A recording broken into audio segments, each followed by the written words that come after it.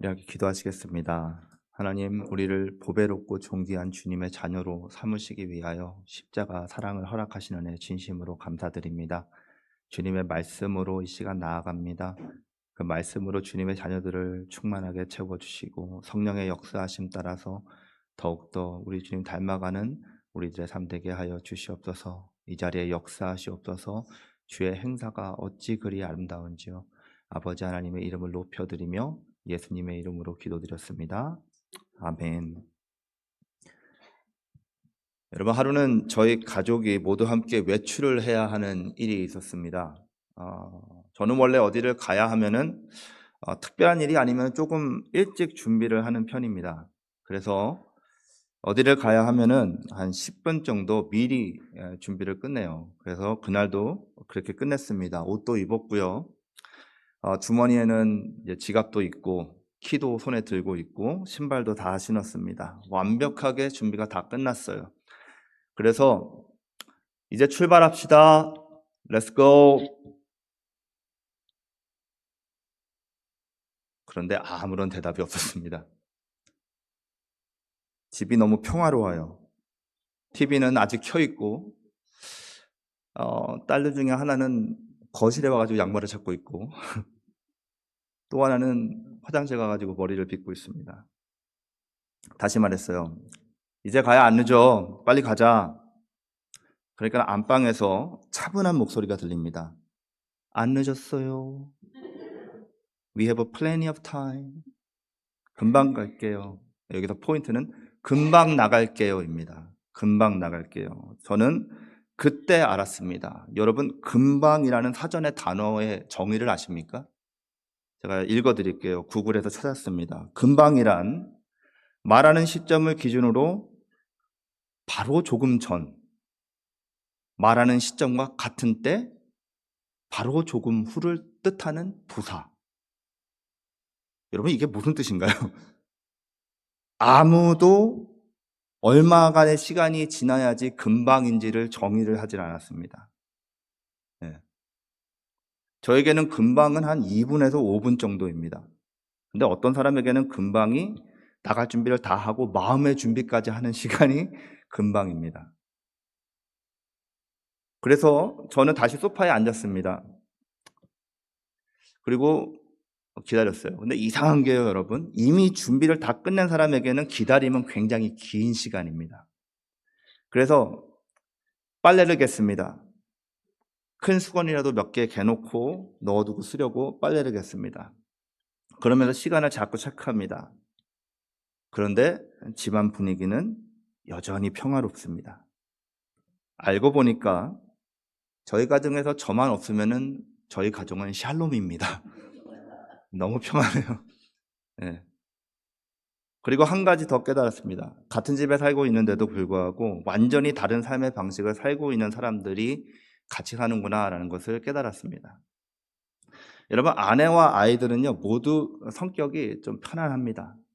느긋한 편입니다. 삶의 여유를 가지고 살아요. 반대로 저는 펑추어한 것을 좋아합니다.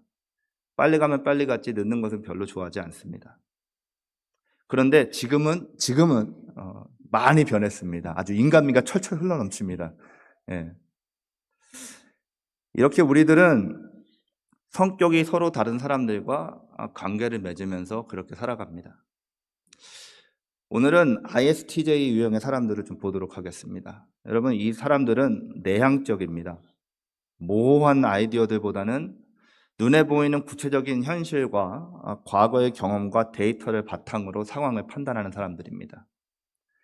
이 유형의 사람들은요, 감정보다는 객관적인 원칙과 논리를 중요하게 여기고요, 계획성과 책임감을 중요시하는 스타일의 사람들입니다. 우리 교회에도 이런 분들 계신 것으로 알고 있습니다. 몇 분 계십니다. 성경에도 이런 사람이 등장하는데요, 바로 본문에 나오는 요셉입니다. 여러분, 오늘 우리가 읽은 본문은요, 요셉의 인생이 가장 낮은 순간에서 시작을 합니다. 형들에게 팔려서 이름도 자유도 미래를 잃어버린 그런 자리에서 시작을 합니다. 그런데 성경은 그 장면을 어떻게 또 얘기를 하느냐면은 여호와께서 요셉과 함께 하심으로 라는 것을 정확하게 얘기하면서 시작을 합니다. 요셉의 이야기는 여기 계신 대부분의 사람들이 모두 잘 알고 있는 이야기입니다. 그런데 성경에 나오는 다른 위인들처럼요, 홍해가 갈라지고 불이 하늘에서 내려오고 병이 즉시 낫는 그런 기적의 이야기들과는 약간 다르게 그의 로우 포인트가 시작을 합니다. 요셉에게는 홍해도 없고요, 불기둥도 없어요. 대신에 본문에 뭐라고 기록했냐면은 매일 해야 하는 일들을 해나가는 그 일상의 사람으로 요셉을 나타냅니다. 본문 보시면은 요셉이 했던 일들이 거창하지 않습니다. 그렇죠? 집안일을 관리했어요. 물건을 정리하고요, 장부를 챙기고 노예들을 감독하는 그런 일을 했습니다. 쉽게 말하자면은 집안의 일을 관리하는 어떤 집사와 같은 일을 한 거죠. 그리고 요셉은 자신이 어떤 신분, 어떤 위치에 있는 사람인지도 잘 알고 있었어요. 지금은 자신도 옛날에는 사랑받는 아들이었지만은 자신도 노예의 신분입니다. 일하는 곳이 자기 집도 아니고요, 자유한 삶을 살고 있는 것도 아니었어요.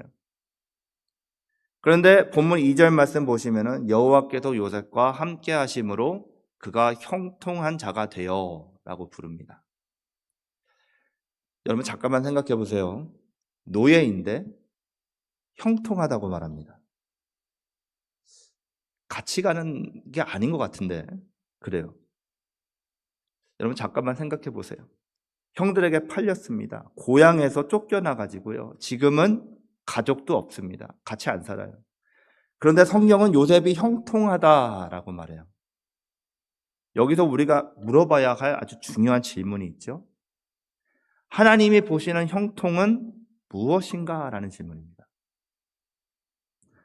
세상은 돈이 많으면은, 또 우리가 지위가 높으면은 사람들이 알아주면 형통이다 라고 말합니다.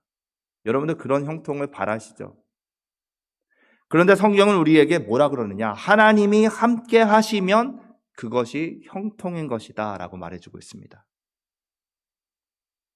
형통은 우리의 현재 부나 지위나 건강이나 우리가 유명한 것 같은 그런 상황적인 것들과는 아무런 상관이 없다는 거예요. 이런 것을 다 가지고 있어도 형통하지 않을 수 있다는 것입니다. 왜요? 형통은 상황이 아니라 하나님과의 관계이고 동행하심이에요. 어디서나 하나님과 동행하며 관계가 온전하다면 그것이 형통인 줄로 믿습니다. 이렇게 말을 해야지만, 이게 형통이어야지만 무슨 일을 만나든지 만사형통한다라는 간증이 형성이 되는 거예요. 그냥 가사가 아닙니다. 우리가 사는 현실도 보세요. 많은 성도들이 매일 거창한 일을 하지 않으십니다. 혹시 여러분들 여기서 나라의 일을 바꿀 수 있는 거창한 일을 하다 오신 분 계십니까? 나라까지는 아니더라도 이 주를, 워싱턴 주를 변화시킬 정도로 거창한 일을 하시다 오신 분 계십니까? 회사에서 보고서를 쓰고, 가정에서 밥을 준비하고, 자녀들을 돌보고, 사업을 하고, 공부를 합니다. 누가 박수 쳐주지 않는 일들이죠. 우러러보지 않는 일들이면 하면서 우리는 살아왔습니다. 그런데 하나님은 그 자리에서 신앙을 보신다는 거예요. 일상의 자리에서. 여러분 마틴 루터가 이런 말을 했습니다. 하나님은 수도원에서 기도하는 수도사의 기도만 받으시는 분이 아니라 아이의 기저귀를 빨고 있는 엄마의 행동도 받으신다. 신앙은 특별한 순간만이 아니라 평범한 하루 속에서 드러난다는 것을 여러분들 기억하시기 바랍니다. 창세기 39장에는요 계속해서 반복되는 말이 나와요. 여호와께서 요셉과 함께 하셨다. 이 말씀이 4번이나 반복됩니다. 2절과 3절, 그리고 우리가 읽지 않았지만은 뒷부분에서 21절과 23절 말씀에서 4번을 반복해서 얘기해요. 성경에서 반복되는 단어가 아니면 표현이 나온다는 것은 그 부분을 그 단어와 그 표현으로 열라, 풀어라 라는 열쇠를 우리에게 주시는 거예요. 이 말에는요, 여호와께서 요셉과 함께 하셨다, 모든 일에 함께 하셨다, 이 말에는 신학적인 메시지도 담겨져 있습니다. 여러분, 요셉의 인생은 우리가 볼 때 요셉이나 주변 사람들이 만든 것이 아니라는 것을 알 수 있죠. 하나님이 이끌어 가셨던 인생인 것을 말해주고 있습니다. 로마서 8장 28절 말씀 우리 다 알죠? 너무나도 사랑하는 말씀이죠. 하나님을 사랑하는 자, 곧 그 뜻대로 부르심을 입은 자들에게는 뭐예요? 모든 것이 합력하여 선을 이루는 아멘입니다. 요셉의 인생을 보면은 이 로마서의 말씀이 그대로 보입니다, 여러분. 형들에게 팔렸어요. 노예 생활을 했고요. 억울하게 감옥살이를 했습니다. 그런데 그 모든 것이 하나님의 계속하시는 역사하심 안에서, 계획 안에서 모든 것이 있었다는 것을 창세기 말씀이 우리에게 보여주고 있죠. 어떤 사람들은 이렇게 얘기합니다. 내가 내 인생이 꼬인 것이 내 성격 때문이다. 이렇게 생각합니다. 어떤 사람들은 내가 그때 잘못된 선택을 했기 때문에 내 삶이 이렇게 망가진 것이다. 이렇게 생각하는 분들도 계세요. 그리고 말을 합니다. 물론 우리의 선택들도 중요하죠. 그런데 성경은 더 큰 그림을 우리에게 보여주고 있어요. 우리의 선택이 사실인 것처럼 하나님의 주권 또한 사실인 것입니다. 잠언서 16장 9절 말씀에 제가 참 좋아하는 말씀에 기록되어 있습니다. 사람이 마음으로 자기의 길을 계획할지라도 그 걸음을 인도하시는 이는 누구세요? 여호와 하나님이신 거예요. 요셉은 자기 인생을 계획하지 못했습니다. 형들이 팔아버렸어요. 그런데 하나님은 그 사건을 통해서 요셉을 애굽의 총리로 세우셨습니다. 많은 경우 우리들은요, 퍼즐 한 조각을 보면서 낙심하고 실족합니다. 그렇지만 하나님은 완성된 그 그림을 보고 계시기 때문에 무너지는 우리의 모습을 보시면서 안타까워하세요. 여러분들 시리즈로 나오는 영화들 혹시 좋아하십니까? 트레일러지라고 해가지고 3편이 이렇게 연달아 나오면서 스토리를 쭉 텔링하는 영화들이 있잖아요. 그래가지고 주로 보면은요, 첫 번째, 두 번째는 끝나면서 완전히 끝나는 게 아니라 이렇게 미완성으로 끝나는 영화들이에요. 중간에 스토리를 끊고 다음 영화까지 한 1년 정도의 시간을 더 기다린 다음에 스토리를 전개해 나갑니다. 돈 벌려고 하는 수작이죠. 그렇죠? 티켓 하나만 사면 되는데 2개 팔고 3개 팔려고 그렇게 하는 거 아니겠어요?